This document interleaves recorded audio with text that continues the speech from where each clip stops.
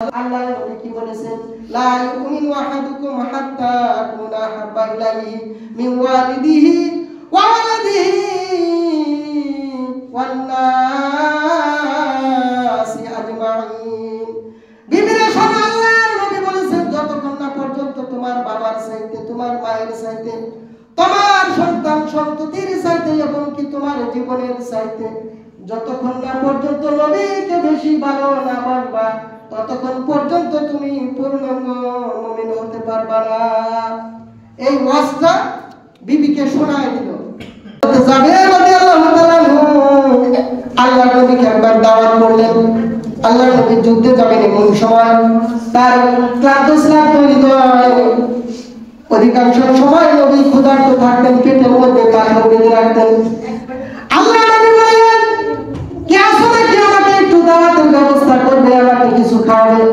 জাবের রাদিয়াল্লাহু তাআলা বললেন, মনে কোনো কষ্ট যদি না নেন, ওগো নবী আমার বাড়িতে আপনি তাশরীফ নিতে পারেন। আল্লাহ নবী স্বীকার হলেন, যাবেন অবশ্যই তোমার বাড়িতে আমি কিছু পানাহার করবো, খাবার দাবার খাবো। যাবেন খুশি হয়ে চললেন বাড়িতে। যাওয়ার পর স্ত্রীকে বললেন, স্ত্রী রে, আল্লাহ নবী আজকে আমার বাড়িতে দাওয়াত খাওয়ার জন্য আসবেন। যেই নবীর কদম মুবারক চুমতে পারলে সারা দুনিয়ার মানুষ ধন্য হয়, যে মানুষের পদচিহ্ন নেওয়ার জন্য স্বয়ং আল্লাহ রাব্বুল আলামিনের আরো সঠিক ক্ষমতা থাকে, সেই নবী আজকে আমার বাড়িতে আসবেন। হযরত জাবের রাদিয়াল্লাহু তাআলা কথা বলেন না, কথা বলেন। হযরত জাবের রাদিয়াল্লাহু তাআলা বিবিকে বললেন, বিবি রে, কি করা যায়? আল্লাহর নবী তো আমার বাড়িতে তাশরীফ আনবেন, খাবারের ব্যবস্থা করতে হবে। জাবের স্ত্রী বললেন, আমাদের একমাত্র একটি ছাগল আছে, খাসি আছে, এটাকে জবাই করতে হবে। এটাকে জবাই করলে আল্লাহর নবীর কাছে আমরা কিছু পেশ করতে পারব। বলো ঠিক আছে। ছাগলটি জবাই করা হলো। দুইটি ছাগল ছিল আল্লাহর নবী, হযরত জাবেরের দুটি সন্তান ছিল। ছোট সন্তান এই ছাগলকে লালন পালন করত, খুব ছাগলকে যত্ন সহকারে পালত। এই ছাগলটি যখন যাবে, তার স্ত্রী মিলে জবাই করলেন। জবাই করার পর ছোট সন্তান ঘুমের থেকে উঠলো, উঠার পর ছাগল নিয়ে মাঠে যাবে। এখন দেখেন ছাগল নেই। বড় ভাইকে ডেকে বলে, ভাই আমার ছাগল কই? আমি তো ছাগল নিয়ে মাঠে যাবো ঘাস খাওয়ার জন্য। বললো, ছাগল বাবা জবাই করছে, আমাদের বাড়িতে আজকে নবী আসবে, মেহমান, একজন উত্তম মানুষ আমাদের বাড়িতে আসবে। বললো, ছাগল কিভাবে জবাই করলো আমার বাবা? বললো, এসো তোমারে দেখাই। ঘরের পিছনে নিয়ে গেলেন। যাওয়ার পর বললো, এই দেখো রক্ত, এখানে ছাগল জবাই করছে। কয় না, আমাকে একটু দেখাইতে হবে কিভাবে জবাই করছে। কয় দেখাইতে গেলে তো তোমাকে শুইতে হবে, তারপরে দেখা যাবে। বলে ঠিক আছে, আমি শুই, তারপরে দেখাও। জাবেরের ছোট সন্তান এবার জমিনের মধ্যে লুটিয়ে পড়লেন। জাবেরের বড় সন্তান হাতের মধ্যে তরবারি টানে জাবেরের ছোট সন্তানের কল্লার উপর ছুরিটা চালায় দিলেন। চালায় দেওয়ার সাথে সাথে ফিনকি দিয়ে রক্ত বের হয়ে সাথে সাথে সেখানে সে দুনিয়া থেকে বিদায় নিয়ে চলে গেল। জাবেরের ছোট সন্তান নিমিষে দুনিয়া থেকে চলে গেল, নিথর দেহ সেখানে বাইজান পড়ে আছে। হযরত জাবের রাদিয়াল্লাহু তাআলা বাড়ির মধ্যে উপস্থিত। এদিকে বড় সন্তান যখন দেখলেন ভাইয়ের উপরে ছুরি চালানোর সাথে সাথে দুনিয়া থেকে আমার ভাইটা বিদায় নিয়ে চলে গেল, নিথর দেহ পড়ে রইল। তার জীবন বাঁচানোর ভয়ে বাবা বকাবকি করতে পারে, রাগ করতে পারে, বাবা মারধর করতে পারে, এই ভয়ে গিয়ে সে অন্যত্র চলে গেল এবং একটি গাছের উপরে উঠে গেল। কিতাবের মধ্যে আছে, হাদিসের মধ্যে আছে, হযরত জাবেরের ঘরে ছেড়ে দিয়ে এমন একটি গাছের মধ্যে উঠলো, খেজুর গাছের মধ্যে একেবারে চওড়ায় উঠে গেল, উপরে উঠে গেল। হযরত জাবের রাদিয়াল্লাহু তাআলা বাড়ির যখন পিছনে আসলেন, দেখে যেখানে ছাগল জবাই করেছি আমার ছোট সন্তানটা পড়ে আছে। গিয়ে দেখলেন ছোট সন্তানের গলাটা কাটা এবং কি তার পড়ে আছে। তার মানে হলো আমার ছোট সন্তান দুনিয়ার বুকে আর নেই, সরকারে চলে গেছে। জাবের রাদিয়াল্লাহু তাআলা কান্নাকাটি শুরু করলেন, হারে আমার এই সন্তানের কি হলো? এই সন্তানকে কে এমন ভাবে হত্যা করলো? বড় সন্তানকে খোঁজা শুরু করলেন, বড় সন্তানকে খুঁজে পেলেন না। ওই সন্তানকে তাড়াতাড়ি একটা কম্বল দিয়ে পেঁচায়া বিবির কাছে নিয়ে আসলেন, দেখো তোমার সন্তানের কি অবস্থা। হয়তো বড় ভাই এই কাজটি তোমার বড় সন্তান এই কাজটি হয়তো করেছে। হযরত জাবেরের স্ত্রী গলা কাটা মুরগির মতো ছটফট করতে লাগলেন, কাঁদতে লাগলেন। সন্তানের শোক, কেবলমাত্র 4 থেকে 5 বছর বয়স। এই সন্তানের বেদনা এমন বড় তাকে নাড়া দিল। এদিকে আল্লাহর নবী তাশরীফ আনলেন। হযরত জাবেরের স্ত্রী সন্তানকে বুকে ধরে কান্না শুরু করলো। জাবের ডাক দিয়ে বলল, স্ত্রীর শোনো। এবার হযরত জাবের বড় সন্তানের খোঁজে বের হলেন, অনেক ডাকাডাকি শুরু করলেন। যখন একেবারে গাছের নিকটে চলে গেলেন, যে গাছের চূড়ার মধ্যে জাবেরের সন্তান বসে আছে, জাবেরের ভয়ে সন্তানটা একটা লাফ দিলেন জীবন বাঁচানোর জন্য, যে আমি গাছের দিকে লাফ দিয়ে বাবাকে ফাঁকি দিয়ে আমার অন্যত্র চলে যাব। এই সিদ্ধান্ত নিয়ে যখন জমিনের মধ্যে লাফ দিয়েছেন, লাফ দেওয়ার সাথে সাথে জমিনের মধ্যে একটা পাথর ছিল, গাছের নিচে একটা পাথর ছিল। পাথরের মধ্যে পড়ে মাথাটা ডিভাইডেড, আলাদা হয়ে গেল। আলাদা হয়ে যাওয়ার সাথে সাথে মাথার মধ্যে যে ঘিলু ছিল, ঘিলুগুলো বের হয়ে নগদে ডেড স্পট। সাথে সাথে জাবেদের বড় ছেলে ইন্তেকাল ফরমাইলেন। জাবেদের কষ্ট এবার কমলো না বাড়লো? এমন কষ্ট, হৃদয় বিদারক ঘটনা, এমন কষ্ট কিভাবে জাবেদ বুকের মধ্যে ঠাঁই দিবে? হযরত জাবের বড় সন্তানটাকেও কোলের মধ্যে নিয়ে স্ত্রীর কাছে গিয়ে বলেন, স্ত্রী দেখো তোমার বড় সন্তানটাও দুনিয়া থেকে চলে গেল। জাবেদের স্ত্রী আর সহ্য করতে পারলেন না, বুকের মধ্যে থাপড়াইতে লাগলেন আর কপালে থাপড়াইতে লাগলেন।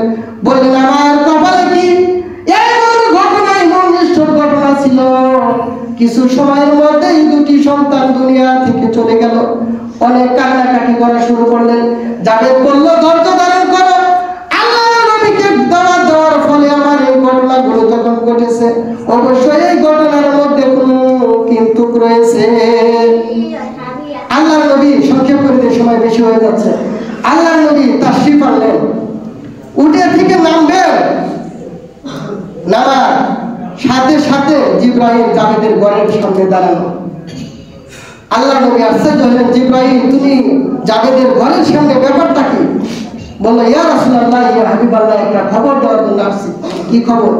যে আপনি যে মেহমানদারি করার মেহমানের হয়ে আসেন এই বাড়িতে, আপনি জাবেদের 2টি সন্তানকে নিয়ে আপনি খাবার খাবেন। সুবহানাল্লাহ বলেন।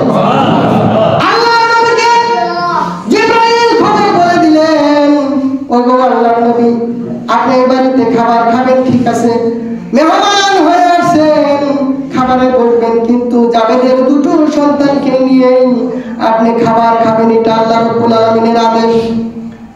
আল্লাহর নবী সরকার তো আলম নবী খানা খাওয়ার জন্য বসলেন। হযরত জাবেদ রাদিয়াল্লাহু তাআলা 10 দিন খান বিছানার পর আল্লাহর নবী জাবেদের চোখের দিকে তাকালেন। একটা আপনাদের কথা বলি, একজন মানুষের সম্মানে আপনি যতই কথা গোপন করেন না কেন, আপনার হৃদয়ের ভিতরে যদি পর্যাপ্ত পরিমাণ দুঃখ আর কষ্ট থাকে, আপনার চোখও কিন্তু কথা বলে, ঠিক কিনা বলেন? চোখের দ্বারা কিন্তু অনেক কিছু বোঝা যায়। আপনি সুখে আছেন নাকি দুঃখে আছেন, আপনার চোখ কিন্তু বলে দেয়। জাবেদের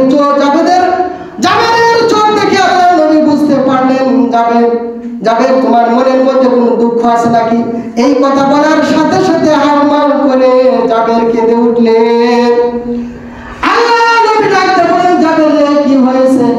জাবের আর বুক ফাটা কান্না, বুকের মধ্যে আর দামা চাপা রাখতে পারলেন না, সজোরে কান্নাকাটি করা শুরু করলেন আর বলেন, ইয়া রাসূলুল্লাহ, ইয়া হাবিবাল্লাহ, আপনাকে যখন আমি দাওয়াত করেছি, একটা বকরি জবাই করেছি, বড় সন্তান ছোট সন্তানকে বকরি জবাই করতে দেখাইতে গিয়ে ছোট সন্তানকে জবাই করে ফেলেছে।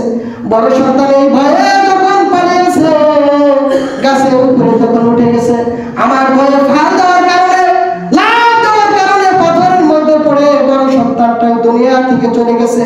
2টি সন্তানকে আমি একটা বস্তাবন্দি করে ঘরের কোণারে রেখেছি, কারণ হলো আল্লাহর নবী আমার বাড়িতে আসবে, আমার সন্তানের মায়ার কারণে নবীর মেহমানদারির মধ্যে ডিস্টার্ব হবে বলে আমি বস্তাবন্দি করে রেখেছি।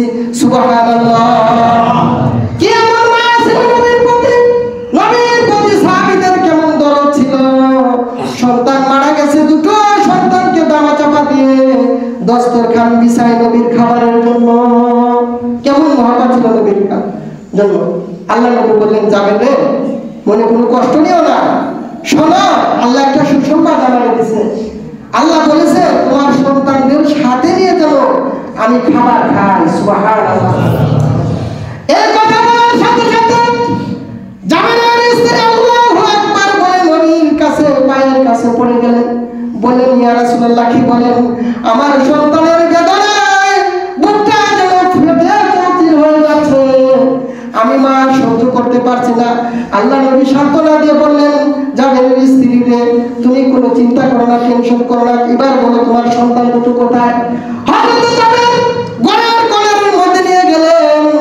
নিয়ে যাওয়ার পরে বললেন, এই বস্তার মধ্যে সন্তান দুটোকে আমি রেখেছি, যাতে করে আপনার দৃষ্টিগোচর যেন না হয়, দাওয়াত খাইতে যেন ডিস্টার্ব না হয়। আল্লাহ নবী দুটি সন্তানের নাম ধরে ডাক দিলেন। আল্লাহর কি কারিশমা, আল্লাহর কি মহিমা, আল্লাহ নবীর মুজিজার কত পাওয়ার দেখেন। নাম ধরে ডাক দেওয়ার সাথে সাথে আল্লাহ রাব্বুল আলামিন দুটো সন্তানকে জীবিত করে দিলেন। সুবহানাল্লাহ। দুটি সন্তান লাব্বাইক ওয়া সাদাইক, ইয়া রাসূলুল্লাহ, ইয়া হাবিবাল্লাহ, আপনার কি এমন খেদমত করতে পারি বলেন? আল্লাহর নবীকে বলেন, ইয়া রাসূলুল্লাহ, কি খেদমত আপনার করব? আমরা বলতে পারি আপনার খেদমত করার জন্য প্রস্তুতি আছি, বলেন কি খেদমত করতে হবে? সুবহানাল্লাহ। আল্লাহ রাব্বুল আলামিন কি মুজিজা আমার নবীকে দিয়েছিলেন। আল্লাহর নবী দুটো সন্তানকে নিয়ে, যে সন্তান মরে গিয়েছিল, জবে হয়ে গিয়েছিল, ওই দুটি সন্তানকে জীবিত করে ওই দুটো সন্তানকে নিয়ে সাথে নিয়ে খানা খাইলেন। সুবহানাল্লাহ।